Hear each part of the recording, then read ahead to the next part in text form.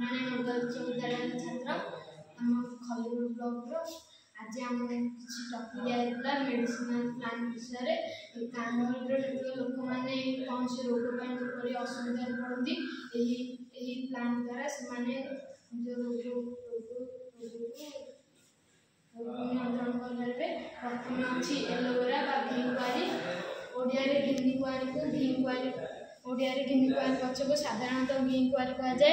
यह एक औषधीय वृक्ष।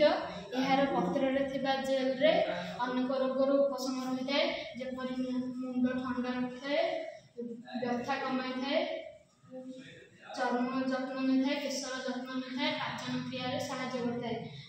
अच्छी मीम पुदीना गछ उपकारी अंश हूँ तार पत्र। पुदीना गछ एक सुगंधित तृण जातीय उद्भिद। भारत में यह एक औषधीय गुण थी वृक्ष रूपे व्यवहृत कराए। यार विभिन्न प्रकार औषधीय गुण रही यथा पुदीना पत्र हजम प्रक्रिया साहाय्य करता है पेट संबंधी समस्या साहाय्य करता है बांति बंद करता है। पुदीना गछ को मशा खड़ा व्यवहार कर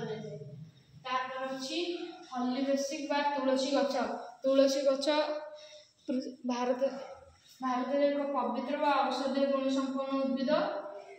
यार विभिन्न औषधीय गुण रही तुलसी गछ ठंडा काश कफ हेल्ले तार निराकरण व्यवहार कराए। तुलसी गछ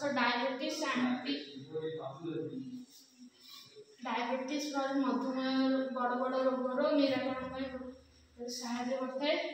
अच्छे पोमग्रानेट बा डालिम गछ एक उपकारी गछ। यार वैज्ञानिक नाम हूँ पुनिका ग्रानाटम। डालिम रस रक्तहीनता भली रोग नियंत्रण करते। हृदरोग डालिम गछ रस पीले हृदरोग भल होता है।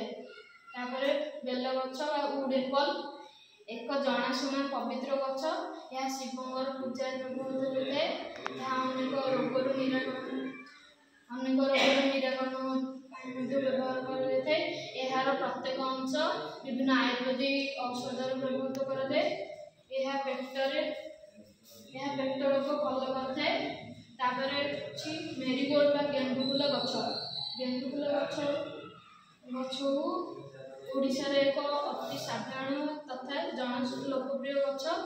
यह विभिन्न पूजा लगी है बहुत उपकार करता है जपरी कौन कटा घा होता है भल कर गेंदुफुल गछ साहाय्य करता है। गेंदुफुल गछ